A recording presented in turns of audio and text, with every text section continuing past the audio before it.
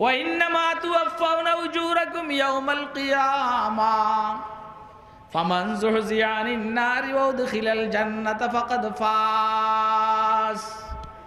যাকে জাহান্নামের থেকে মুক্তি দেওয়া হবে অথবা হলো, বেহেশত দেওয়া হবে অথবা হলো, সে কামিয়াব। সুবহান, কামিয়াব। বেহেশতিরা কামিয়াব। বেহেশতিরা কি? বেহেশতিরা কামিয়াব। আল্লাহ যদি দয়া করে বেহেশত দান করেন আর কি। আল্লাহ আমাদের কাছে যোগ্যতা নাই, তুমি আমাদেরকে বেহেশত দিয়ে দিও। দুনিয়া খালি বেল্লি, দুনিয়া খালি বেল্লি, পাইলে পাইলাম না পাইলে নাই, কিন্তু বেহেশত যেন মিস না হয়। আমিন খান, আমিন খান। দোয়া করবেন কেবল, বেহেশত যাই বললে দোয়া করবেন, দোজখের থেকে বাইশ বললে দোয়া করবেন। গরিব বেহেশতিকে, একদম সবচেয়ে গরিব বেহেশতিকে কত বড় জায়গা দিবেন? হ্যাঁ, এই ওয়াজটা সবার মুখস্থ। পৃথিবীর মতো 10টা পৃথিবী সমপরিমাণ জায়গা একদম গরিব বেহেশতিকে আল্লাহ দান করবে। সুবহানাল্লাহ করেন না? এবং ওই বেহেশতিটার সাথে নাকি আল্লাহ হাসবেনও। ওই যে গরিব বেহেশতি, সবচেয়ে গরিব বেহেশতি, এর সাথে আল্লাহ কি করবেন? কি ঘটনা? সর্বশেষ তাকে বেহেশতের থেকে বাইর, দোজখের থেকে বাইর করা হবে। বলবে আল্লাহ, ওই যে তোমার বেহেশত দেখা যায়, দয়া করে আমার চেহারাটাকে বেহেশতের দিকে ফিরিয়ে দাও। আল্লাহ বন্দারে বলবেন, তুই আর কিছু চাবি না তো? কয় না, আর কিছু চাবো না। এই শেষ। চেহারা যখন বেহেশতের দিকে ফিরিয়ে দিছে, দিবে ওইখানে, এখন অস্থির হয়ে যাবে। আল্লাহ তুমি দয়া করে আমার একটু দোজখের থেকে উঠাইয়া বেহেশতের কাছাকাছি নাও। আল্লাহ বলবেন, কিরে তুই না কইছিলি আর চাবি না? ওয়াইলাকা ইয়া ইবনা আদম মা আগদারাক, ওয়াইলাকা ইয়া ইবনা আদম মা আগদারাক। বনি আদম, তুই বড় গাদ্দার, তুই বেওয়াফা, কথা বলে রাখোস না, তুই বলছস আর চাইবি না, আবার কা চাইলি? আল্লাহ আর চাবো না, আপনি আমরা দয়া করে দোজখের থেকে উঠান। তারে দোজখের থেকে উঠানো হবে, কথা কয় না। পরে আরো 2-4 বার এরকম হবে, চাইতে চাইতে এবার আল্লাহ বলবেন, যা তোরা আমি বেহেশতের মধ্যে পৃথিবীর মতো একটা পৃথিবী সমপরিমাণ জায়গা দিলাম। খুশি, মোড়ে বাদ পায় না, এখন পুরো একটা জান্নাত, দুনিয়ার মতো একটা বেহেশত। যাইয়া দেখবে যে জায়গা নাই, জায়গা সব দখল। যাইয়া দেখে বোট শেষ।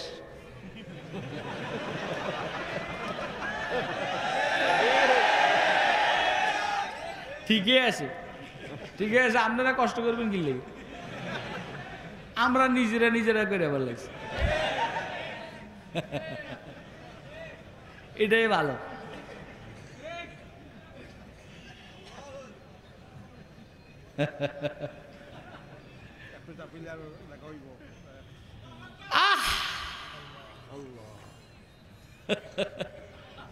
আচ্ছা বলেন, এগুলা রেকর্ড হয়েছে না?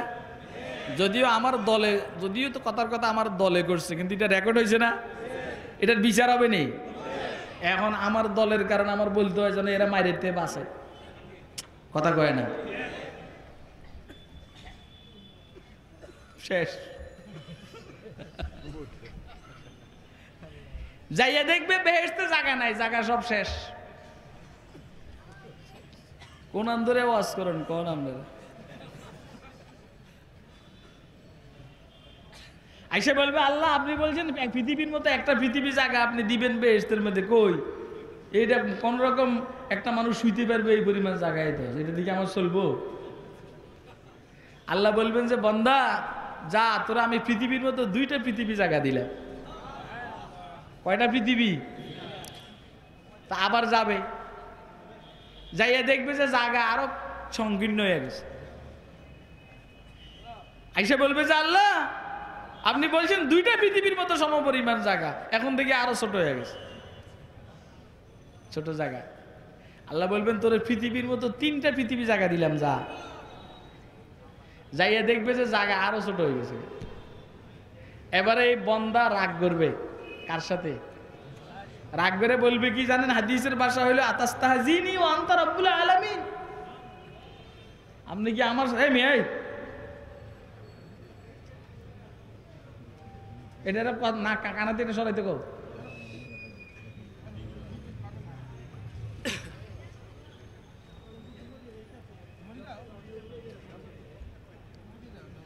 হেদায়েত হয় না কিনলে আমাকে জানেন? আমাদের যে ওয়াজ নসিহতে হেদায়েত কিনলে হয় না, বুঝছেন নি? লম্বা টাইম তবলিগে আমরা চিল্লে দিই, হেদায়েত হয় না। এমনি বাহ্যিকভাবে উপরে পরিবর্তন হয়েছে, ভিতরে খান্নাসি রইয়া গেছে। কথা কয় না কেন? আমার কথা বুঝতেছেন? এমনি সুবহানাল্লাহ সব ঠিক, ওই যে উপরে ফিটফাট ভিতরে সদরঘাট। কথা কয় না কেন? এটা সাংঘাতিক জিনিস। রাসূল আকরামের দরবারে সাহাবায়ে কেরাম বসতেন, যখন হুজুরের বয়ান হইতো পিন পতন নীরবতা থাকতো, ডাইন বাম নাই, কোনো ডাইন বাম নাই, সামনে আর পিছন নাই, শুধু চেহারায় রসুল আকরাম সাল্লাল্লাহু আলাইহি ওয়াসাল্লামের চেহারা মুবারকের দিকে খেয়াল থাকতো। এখন আমরা বয়ানের মধ্যে বসার পরে মোবাইল অন থাকে, কথা কয় না, কি থাকে বলেন না? হয়তো এইখানে কেউ বাদাম খায় না, কিন্তু বসে বসে বাদামও খায়। মোবাইল অন থাকে, দুনিয়ার কথাবার্তা আর সব ওয়াজ এখন শুধু কেবল মোবাইলের ভিতরে ঢুকে, দিলের ভিতরে ঢুকে না। কথা কয় না কেন? দিলের ভিতরে ঢুকে মোবাইল বাজে আর ও প্রস্রাব করে, ওয়াজ চলে প্রস্রাব করে, চলছে এই তালে। এই জন্য মনে মনে নিয়ত করছি যে ওয়াজ কমাইয়া দিব, এখন আর ওয়াজ ভালো লাগে না।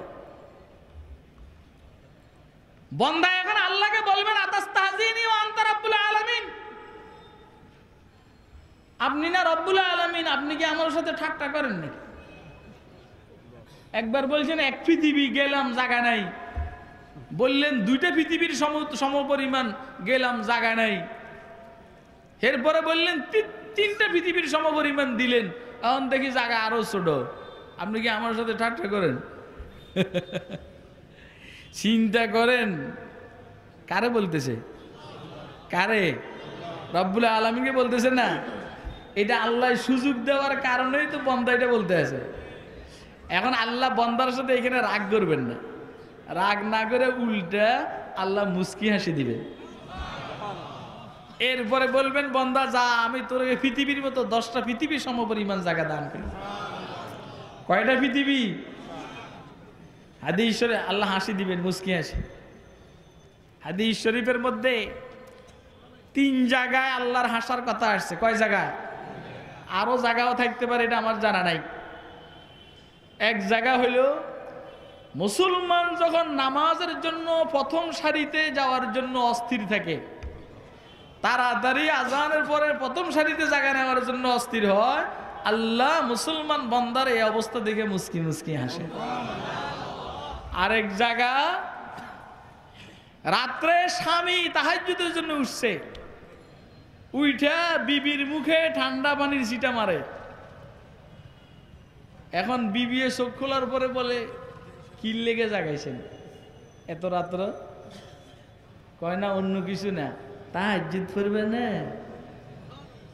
আরে স্বামী বিবিকে অন্য কিছুর জন্য তো জাগাইতে পারে, আর কথা কয় না।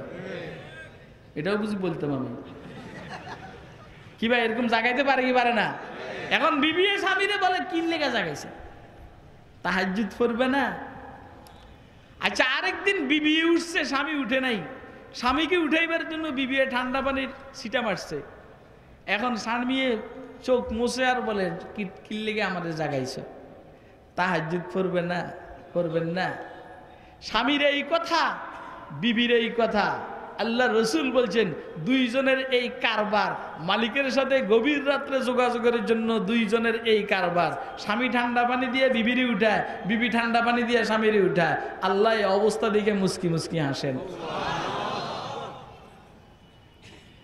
কথা বুঝতেছেন আপনারা? আল্লাহ বুঝার তৌফিক দান করুন। কিন্তু এই ওয়াজ শুনে বাসায় গিয়ে আজকে ঠান্ডা পানির সিডা মারেন না, আজকে গিয়ে ঠান্ডা পানির সিডা মারলে বিবি কব কি পাগল হয়েছেন কেন? এই জন্য আগে ওয়াজ করে বুঝাইবেন যে শুনো এরকম হাদিস শুনছি হুজুরের কাছে, যে স্বামী স্ত্রীকে উঠাইবার জন্য যদি ঠান্ডা পানির ছিটা মারে তাহাজ্জুদের সময়, বিবি স্বামীকে উঠাইবার জন্য ঠান্ডা পানির ছিটা মারলে আল্লাহ এই অবস্থা দেখে মুস্কি হাসেন। এই জন্য ঠান্ডা পানির ছিটা মারল। আল্লাহ সবাইকে বুঝার তৌফিক দান করে। ফামান যুহজিয়া আনিন নারি ওয়া উদখিলাল জান্নাতা ফাকাদ ফাজ। যাকে জাহান্নামের থেকে মুক্তি দেওয়া হলো বা হবে, আর বেহেশত দেওয়া হলো বা হবে, সে কামিয়াব। সুবহানাল্লাহ। আয় হায় হায়, এইখানের ক্ষমতা কি অস্থায়ী না চিরস্থায়ী? দুনিয়ার ক্ষমতা অস্থায়ী না চিরস্থায়ী? আরে কথা কয় না? হ্যাঁ হ্যাঁ। আহারে কেমনে ওয়াজ করলে আপনারা বুঝবেন জানি, কেমনে জানি ওয়াজ করলে আপনারা বুঝবেন। আর আল্লাহ যদি জান্নাত দেন, ওইখানের ক্ষমতা কি অস্থায়ী না চিরস্থায়ী? আমার একটা বক্তব্য হইলো যে জান্নাতে যে এত বড় জায়গা দিবেন, এদিকে আমরা আলু ক্ষেত করুন, আলু ক্ষেত করুন, আলু কফি ক্ষেত, কথা কয় না? মেয়া ছোট্ট গদ্দুর বাংলাদেশের নেতা হইয়া যে বাপদরি আমরা, কথা কয় না কেন?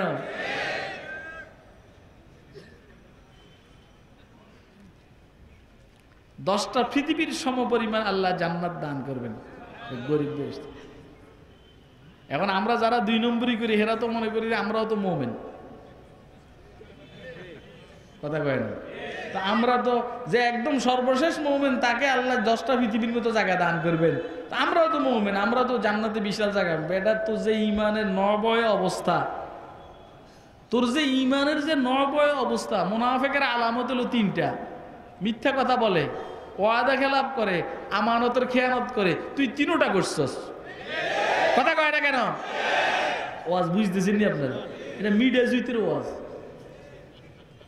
আল্লাহ হায়াতে বাঁচা রাখলে আমার ছোট ভাই মাওলানা মামুন আসবে, এরম এরম করবো, আমরা লাভ আইয়েন। আমারটা মিডিয়া জুইতের ওয়াজ। মুনাফিকের আলামত সব তোর মধ্যে। তুই মিথ্যা কথা বলস, কথা কয় না কেন? তুই কারোর সাথে যে অঙ্গীকার করস, সে অঙ্গীকার ভঙ্গ করস, কথা কয় না কেন? আর তোর কাছে ব্যক্তিগত আমানত থেকে শুরু করে রাষ্ট্রীয় আমানত যা দেওয়া হয়, সবগুলোর মধ্যে তুই আমানতের খেয়ানত করস, কথা কয় না কেন? মুনাফিকের যত আলামত সব আছে আমার মধ্যে আর তোর মধ্যে। আবার বলে জান্নাত দিবনি, জান্নাত। এটা কোনো ওয়াজ হইল? আল্লাহ তুমি সবাইকে বুঝার তৌফিক দান করো। এইটা বলার জন্য বলা নয়, শোনার জন্য শোনা নয়। এটা আমাদের জিন্দিগির গতিকে চেঞ্জ করতে হবে। আমরা যদি ভুল করে থাকি, মিথ্যা কথা বলি, আর বলবো। আর আমরা যদি আমানতের খেয়ানত করে ভুল করে থাকি, আর করব। আর আমরা যদি অঙ্গীকার ভঙ্গ করে থাকি, আর অঙ্গীকার ভঙ্গ করব। আল্লাহ সবাইকে বুঝার তৌফিক দান। এত বড় জান্নাত দিবেন কেন? এর কি আলু ক্ষেত করব না? স্বাধীন মেজাজ।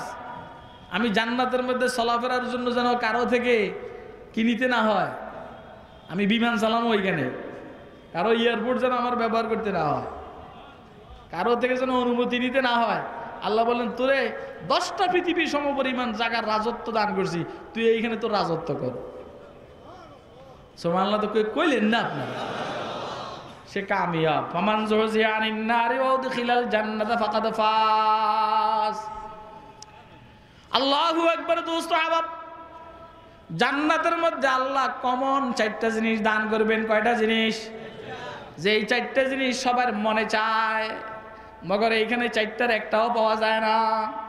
সবার মনে চায় সবসময় বেঁচে থাকতে, এইখানে সবসময় বাঁচা যাবে। সবার মনে চায় সবসময় সুস্থ থাকতে, এইখানে সুস্থ থাকা যায়। সবার মনে চায় সবসময় যুবক থাকতে, এইখানে যুবক থাকা যায়। সবার মনে চায় সবসময় শান্তি থাকতে, এইখানে শান্তি থাকা যায়। যারা পজিশনে আছে এদেরও শান্তি নেই, যারা অপোজিশনে আছে এদেরও শান্তি নেই, কথা কয় না কেন? জানি কোনান দিয়ে কি ঘটে, জানি কোনখান দিয়ে কি ঘটে, এই টেনশনে আমরা যারা পজিশনে আছি এদেরও শান্তি নেই।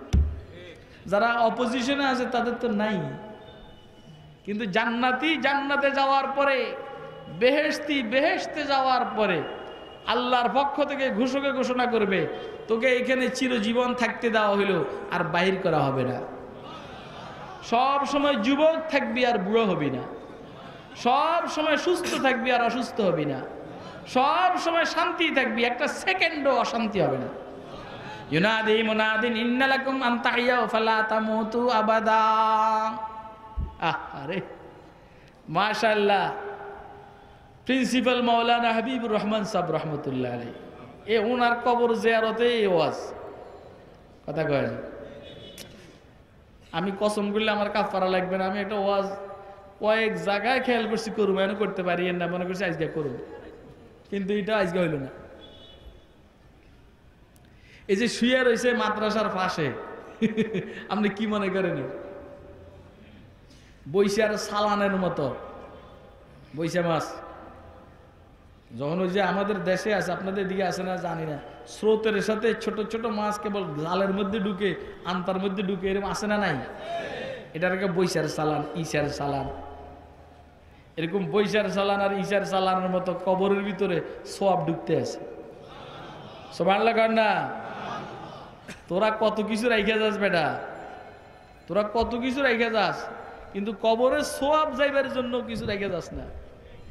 হযরত শেখুল হাদিস রহমাতুল্লাহ আলাইহি, মাশাআল্লাহ, শেখুল হাদিস আল্লামা আজিল হক সাহেব রহমাতুল্লাহ, ওনার ইন্তেকালের পরে যা হোক, একবার আমি কবরস্থানে গেছি দেখা করবার লাগে, জিয়ারত করবার লাগে গেছি, হুজুরের গোরস্থানে যেখানে দাফন করা হয়েছে। আমি মনে করছিলাম কিছু ফরুম, মনের কথাটা আপনাদেরকে বলতেছি, আমি মনে করছিলাম কিছু ফরুম পড়ে ইসালে সওয়াব করুন, কিন্তু আমার কাছে মনে হইলো যেন এটা তো আবার কেরম জানি দাবি হয়ে যায় কিনা, আমার কাছে মনে হইলো যেন তুই ফরন লাগবে না, তুই এত দেরি করে আসলি কি লেগে, কথা কয় না কেন? একটা বেতাকাল্লুপ সম্পর্ক ছিল হুজুরের সাথে আমার, দয়া করে এই সুযোগটা হুজুরে আমারে দিয়েছেন, নাহলে হুজুরের সাথে আমার পক্ষ থেকে বেতাকাল্লুপ সম্পর্কের যোগ্যতা আমার কাছে ছিল না, নাই। সারা দুনিয়ার থেকে এদের কবরের মধ্যে সওয়াব যাইতে আছে, কথা কয় না কেন? প্রিন্সিপাল হাবিবুর রহমান সাহেব রহমতুল্লাহ আল্লাহ ওনাকে দিয়েছে এই পরিমাণ দিনই কাজ করাইছেন, সারা দুনিয়ার থেকে ওনার কবরের মধ্যে সওয়াব যায় কি যায় না? কি মনে করেন আপনি? মৌলবি করে এত বোকা মনে করেন না, মৌলবি করে এত বোকা মনে করেন না। আপনি দৈরে কেবল বিল্ডিং করেন, দৈরে কেবল বাড়ি করেন, দৈরে কেবল বিল্ডিং করেন, দৈরে কেবল মার্কেট করেন, আর মৌলবীরা সুযোগ পাইলে মাদ্রাসা করে, কথা কয় না? কি করে কর না? সুযোগ পাইলেই মাদ্রাসা করে।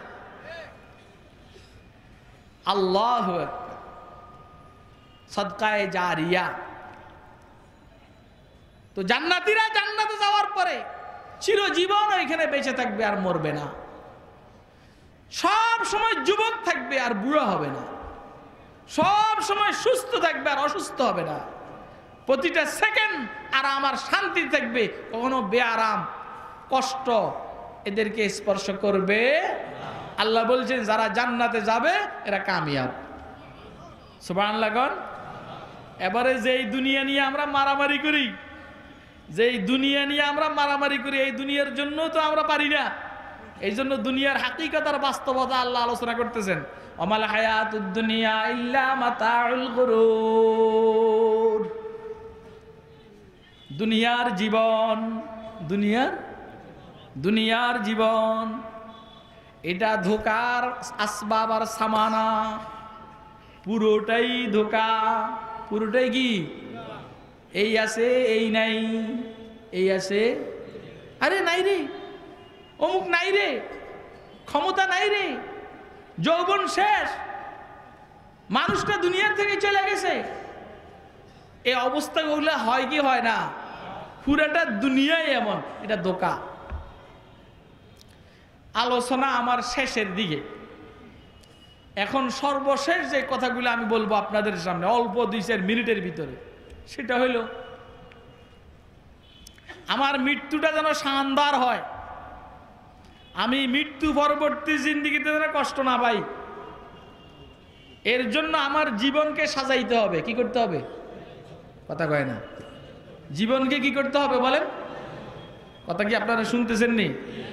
কথা শুনতেছেন? কে কে শুনতেছেন একটা হাত তুলে দেখান তো। আলহামদুলিল্লাহ। আমার মৃত্যুটা যেন শানদার হয়, মৃত্যুর পরের জীবনে যেন আমার কষ্ট পাইতে না। এইখানে কেউ আরামে নাই, কথা কয় না, এইখানে কেউ আরামে নাই। এটা হলো বাস্তবতা। পরিপূর্ণ সুখ না, পরিপূর্ণ দুঃখ না। আল্লাহ দুনিয়াকে জান্নাতের সুখ, জাহান্নামের দুঃখ দুইটা দিয়ে সাজাইছেন স্যাম্পল। এই জন্য এইখানে গরিবও শান্তিতে আছে, ধনীও অশান্তিতে আছে। গরিবও শান্তি ভোগ করে, ধনীও অশান্তি। আপনি মাটি খাইতে এসে যখন খানা খাইতে বসে একসাথে 5 প্লেট খায়। গ্রামে আমরা দেখছি খানা খাওয়ার পরে পানে খিলি মুখে দিয়ে বিড়ি যখন টানে মনে হয় যেন সে বিমানে উড়ে। খতিব আজম আল্লামা হাবিবুল্লাহ মেজবাহ সাহেব রহমতুল্লাহ বলতেন, বেটা মাস্তানি যে করস বেটা, তোর পিস্তল তুই আয় তো রিক্সাওয়ালার লগে পারস নেই। হাবিবুল্লাহ মেজবাহ সাহেব রহমতুল্লাহ বলতেন যে তুই যে মাস্তানি করস বেটা, তুই তোর পিস্তল টিস্তল তুই আস, রিক্সাওয়ালার সাথে ঘুষাঘুষি লাগ, তুই রিক্সাওয়ালার সামনে টিকবি না। কথা কয় না? এখন তো রামদাওয়ার পিস্তল নিয়ে পিস্তল দিয়ে না মাস্তানি করে, আসলে ভিতরে মাল নাই। ছোট্ট ছোট্ট পোলা পানে যা একটা বাপ ধরে জানেন না রাগে। কথা কয় না কেন? এই যখন বাতগুলা খাইয়া পানটা মুখে দিয়ে বিড়ি টানে, তো একটা শান্তি আছে না? তাইলে গরিবের কাছেও শান্তি আছে, ধনীর কাছেও কি আছে? আর ময়দানে মাশার যেটা আখিরাত, শান্তিওয়ালার শান্তি, অশান্তিওয়ালার শান্তি। যার কাছে আছে অশান্তি আসবে না, অশান্তি যার কাছে আছে শান্তি আসবে। আল্লাহু আকবার। ফারিকুন ফিল জান্নাহ ওয়া ফারিকুন ফিস সাঈর। এইজন্য হযরত ইমামে আবু হামিদ মুহাম্মদ বিন মুহাম্মদ গাজালি রাহমাতুল্লাহ বলছেন, মৃত্যু যদি শানদার বানাইতে হয় 4টা কাজ করবে। মৃত্যুর পরবর্তী জিন্দেগি তোমার যদি সুখের বানাইতে হয়, আরামের বানাইতে হয়, কয়টা কাজ করবা? কয়টা কাজ? 4টা। 1 নম্বর, প্রতিদিন তুমি তোমার মনের সাথে চুক্তিতে আবদ্ধ হবে। তোমার মনকে বলবা যে মন তুই কোনো গুনাহ করতে পারবি। আরে কথা কয়, তুই কোনো গুনাহ করতে পারবি, তোরা আমি গুনাহ করতে দেব। এটা হলো 1 নম্বর। এটা আপনি নফসের সাথে চুক্তি করতে হবে। এই চুক্তি সকালবেলা হয়ে গেল, এটাকে মুআহাদা বলে অথবা মুশারাতা বলে। ডাক্তার আব্দুল্লাহ আরফি রহমতুল্লাহ বলছেন, চুক্তিতে আবদ্ধ হইল নফস ফারুকাকে গুনাহ করতে চাইবে, নফসের সাথে পারা যায় না। এই জন্য আরেকটা কাজ করতে হবে, আল্লাহর কাছে দোয়া করতে হবে যে আল্লাহ আমি যেন আমার নফসের সাথে পারি, তুমি আমাকে সেই তৌফিক দান করো। আল্লাহুম্মা লা তাকিলনি ইলা নফসি তারফাত আইন। ইয়া আল্লাহ আমার নফসকে আমার কাছে, আমাকে আমার নফসের কাছে 1 সেকেন্ডের জন্য সফরদ করিয়েন না। এই দোয়া করবে। এটা হইল প্রথম, তার সাথে দোয়া, দুইটা মিলে একটা ধরেন। দ্বিতীয় নম্বর যে কাজটা করবে, হযরত ইমাম গাজালি বলছেন, সারা দিন মুরাকাবা, নফসকে খেয়ালে রাখবে গুনাহ কোনো করেনি। গুনাহ কোনো, আপনি এমনি স্বাভাবিকভাবে নফসকে ছাইরা দিলে এই গুনাহ করবেই। আপনি যদি আপনার চোখের ছাইরা দেন, এই কই যে চলে যাবো জানেন না, ওর কথা কয়। আপনি যদি চোখের এমনি ছাইরা দেন, দেখবেন অমুকের চেহারায় পড়বে, অমুক টিভির মধ্যে পড়বে, অমুক এটার মধ্যে পড়বে, পড়বে কি পড়বে না? হ্যাঁ, মুরাকাবা রাখতে হবে নফসকে। এটাতে কি বলে? রিমান্ডে রাখতে হবে। রিমান্ডে রাখতে হবে, যেমন নফস কোনো গুনাহ না নাচিত করে সকে নফসকে পহলওয়া কো, তুইও হাত পাও বিডিলে না ডালে, अरे उससे कुश्ती तू है उम्र भर की, कभी वो दबा ले कभी तू दबा ले।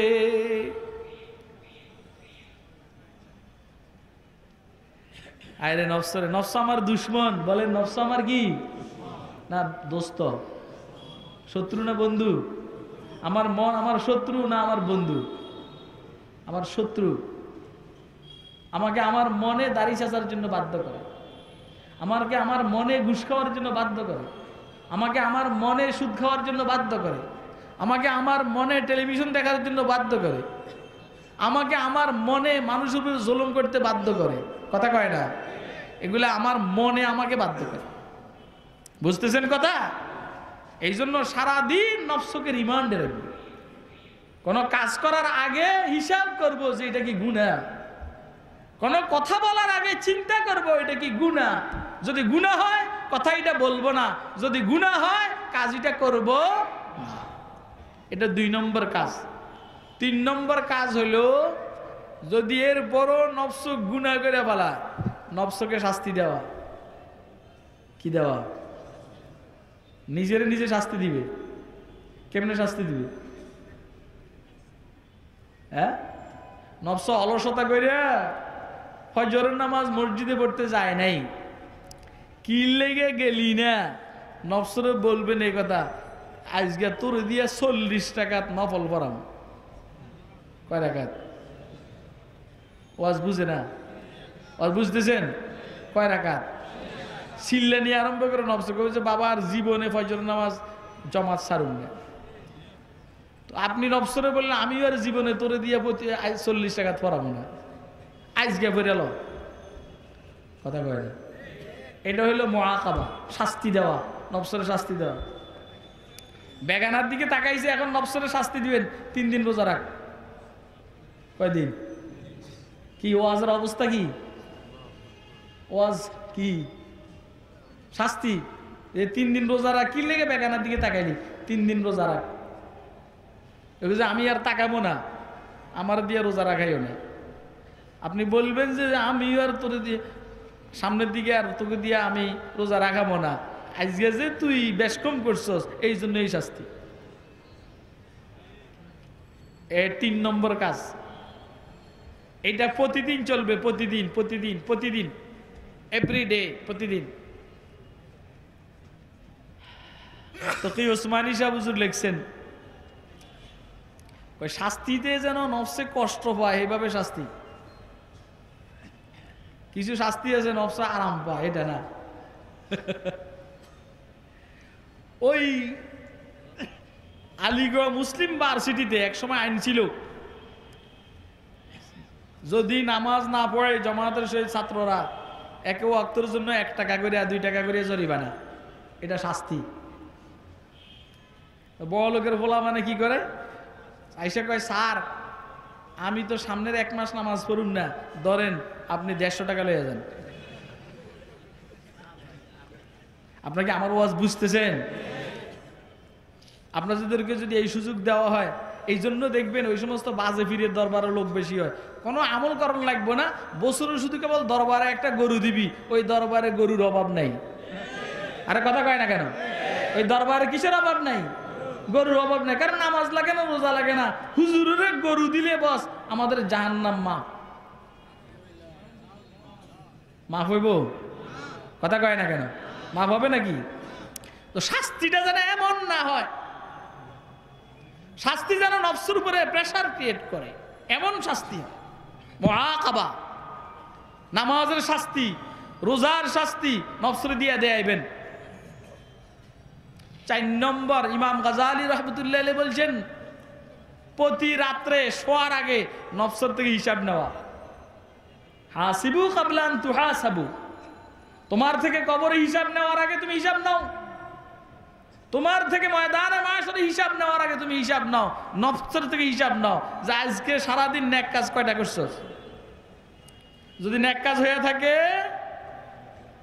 আল্লাহর শুকর আদায় করব, আর যদি গুনাহ হয়ে থাকে তওবা করব। কয় কাজ? কয় কাজ? 1 নম্বর নফসের সাথে চুক্তিতে আবদ্ধ হওয়া, গুনাহ করতে দেব। 2 নম্বর সারাদিন রিমান্ডে রাখা, মাইজখান দিয়া দোয়া করা। 3 নম্বর শাস্তি নির্ধারণ করা। 4 নম্বর নফসের থেকে হিসাব নেওয়া।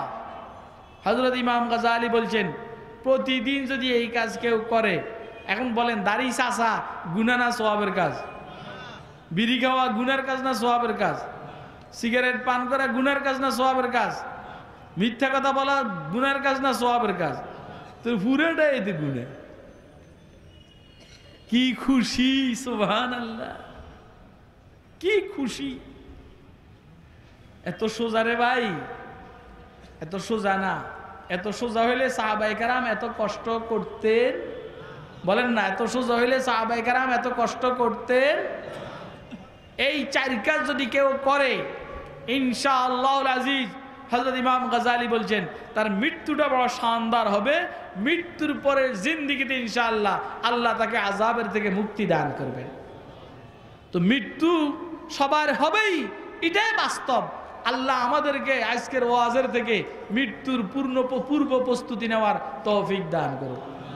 এখন একদম শেষের কথাটা, এই মাহফিলটা চলুক সবসময়।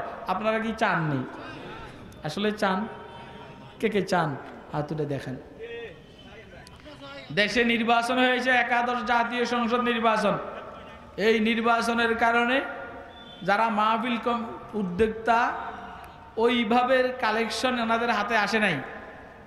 মাহফিল চালাইতে গিয়ে হিমশিম খাইতেছে ওনারা। আপনারা যদি দয়া করে একটু সহযোগিতা করেন, যে যা পারেন। স্বেচ্ছাসেবকরা আসতেছে, কই আছে? কই এখনো ইয়ে নাকি?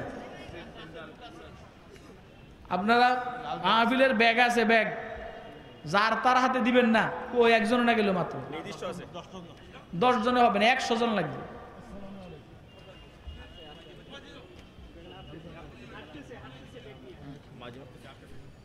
আল্লাহ, আমি তো আর বলার দরকার নেই, আপনারা এমনিই থাকবেন ইনশাআল্লাহ।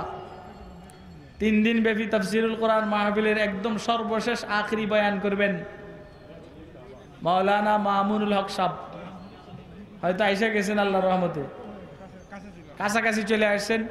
এই ফাঁকে দিয়ে আপনারা যে যা পারেন দেন আর জিকির করেন, লা ইলাহা ইল্লাল্লাহ।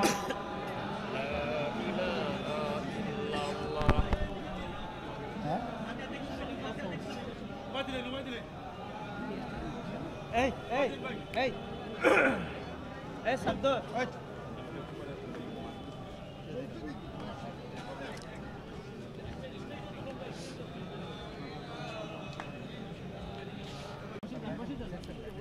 الصلاة والسلام على خاتم الأنبياء والمرسلين وعلى آله وأصحابه أجمعين.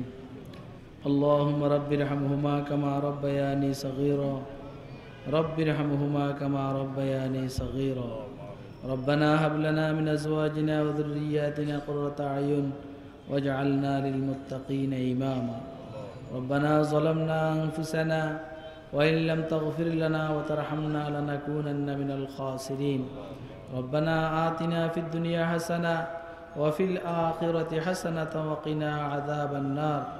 ربنا فاغفر لنا ذنوبنا وكفر عنا سيئاتنا وتوفنا مع الأبرار.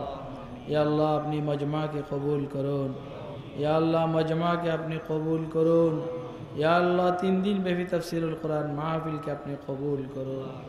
ইয়া আল্লাহ মাওলায়ে কারীম আমাদের সবাইকে আপনি ক্ষমা করে দিন। ইয়া আল্লাহ আমাদেরকে আপনি মাফ করে দিন।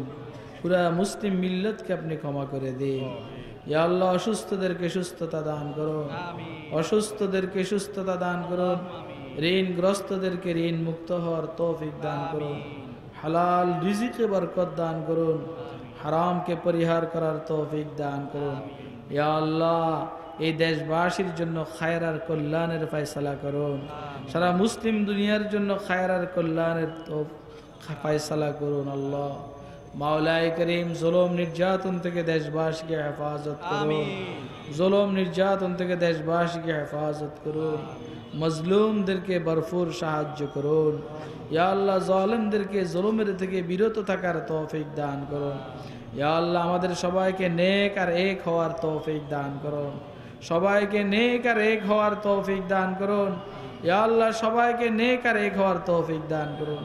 ইয়া আল্লাহ এই মাহফিলকে কিয়ামত পর্যন্ত চালু রাখবেন, এই মাহফিলকে কিয়ামত পর্যন্ত চালু রাখবেন। আল্লাহ ইয়া আল্লাহ যারা মাহফিল পরিচালনা কমিটিতে আছেন পরস্পর মধ্যে ভ্রাতৃত্ব আর মহব্বত দান করবেন, মাওলায়ে করিম আমাদের সবাইকে হজ্জে মাবরুর নসিব ফরমাইবেন, উমরায়ে মাকবুলা নসিব ফরমাইবেন। আমাদের সন্তানগুলোকে আপনি কবুল করুন, আমাদের সন্তানগুলোকে আপনি কবুল করুন। এতগুলো মানুষের মধ্যে যার দুইটা হাত আপনার কাছে ভালো লাগে, এই দুইটা হাতের উসিলায় সবগুলো হাতকে রহমত আর বরকত দিয়ে ভরপুর করে দেন। ইয়া আল্লাহ সবগুলো হাতকে রহমত আর বরকত দিয়ে ভরপুর করে দেন। ইয়া আল্লাহ আমাদেরকে জান্নাত নসিব করুন, আমাদেরকে জান্নাত নসিব করুন, জাহান্নামের থেকে মুক্তি দান করুন। রব্বানা তাকাব্বাল মিন্না ইন্নাকা আনতাস সামিউল আলিম ওয়া তুব আলাইনা ইন্নাকা আনতাত তাওয়াবুর রহিম। ওয়া সাল্লাল্লাহু তাআলা আলা খায়রি খালকিহি মুহাম্মদ ওয়া আলা আলিহি ওয়া আসহাবিহি আজমাইন। আমিন আমিন আমিন বিরহমাতিকা ইয়া আরহামার রাহিম। বসে থাকবেন, কাছাকাছি পৌঁছে গেছে আল্লাহর রহমতে।